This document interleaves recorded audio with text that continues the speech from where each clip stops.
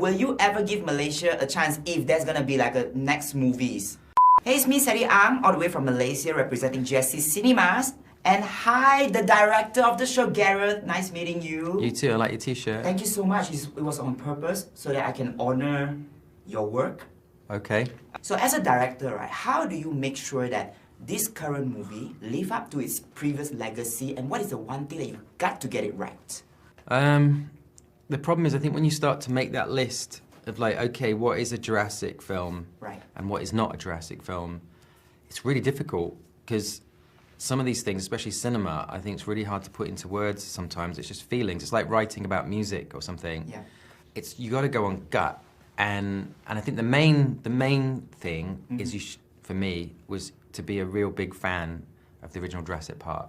Yeah. Like, because then all you're doing as you go is you're going through this on this journey with the movie, and every day there's a million decisions, and if you take this slight left step, you're just copying Jurassic Park. Yeah. But if you take a slight right step, it's not Jurassic. You know what I mean? And so there's this perfect little balanced, version of the film, and you're trying to just constantly get it just right, and you never know. You don't know how well or badly you're doing it, and then you basically hand it over to the world, and then look at the internet if you dare, and they'll tell you they're pretty vocal. Yeah, I mean, here's the thing. Yeah, I was about to ask you about balancing it because I grew up watching the first, the originals. Yeah. And then when I watched the latest one, I was like, you know what? Is it gonna be as good?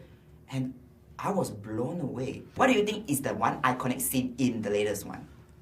I sort of don't want it to be this, because when I read the script, the thing that stood out was the raft sequence of the T-Rex. Yes.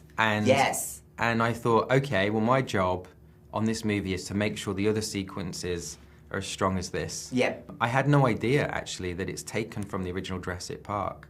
It was in the novel. Right. And then, essentially, we had a break one day when we were editing, and my editor went and bought a coffee table book of the making of Jurassic, and he was flicking through it, and he saw these storyboards of Steven Spielberg's of the raft sequence, and he was like, wait a minute, have a look at this. And we had a look, and we realized, oh, this was in the original Jurassic, but they basically didn't have the money to do it, to pull it off, and or the technology back then to do the water, because it's very hard to make that work. And then apparently, I wasn't there, but when Steven developed this with David Koepp, he says, we got to get that raft sequence back in. And so that's how you honor the legacy. That's amazing. But you know what was my iconic scene? I cannot spoil it, but there's one helicopter scene towards the end. Okay. That was so good. That one got me like, I sat up, and then I was just stunned. Because it was so good. Now, because these days we're talking about balancing the shows for the adults, for those who grew up with Jurassic Park, such as myself. And how do you make sure that the younger generation will appreciate this movie as well? I think younger kids have a default setting to love dinosaurs. I think it's just like hardwired in them.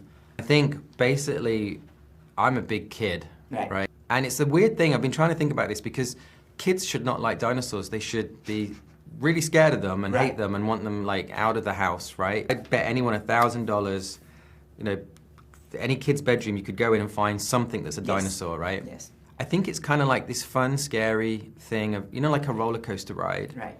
You want to be scared, right? You don't want to go on a roller coaster ride and not be scared. The whole point is to be afraid, right? But deep down you're safe. And I think what a Jurassic film does is you can go on this sort of like what is essentially a horror film. Yeah. But when you ends and you walk out the cinema, there's not a T-Rex, right? There's not a giant, Quetzalcoatlus or something. And so you can instantly just put it in a box and go and sleep okay at night. You know they're not around. Whereas other sorts of horror, you're like, might still be out there. I think it feels like this fun version of being scared. Really? You think it's fun? I was on edge from the beginning till the end. I knew I was in the beginning there's no chill, seriously. Before we wrap it up, I just want to ask you as a Malaysian, I'm a little bit jealous because you shot the whole thing in Thailand. Right. Which is amazing. Will you ever give Malaysia a chance if there's gonna be a next movies? Because we cannot get enough of the first movie. I think, basically you need to find new locations, right?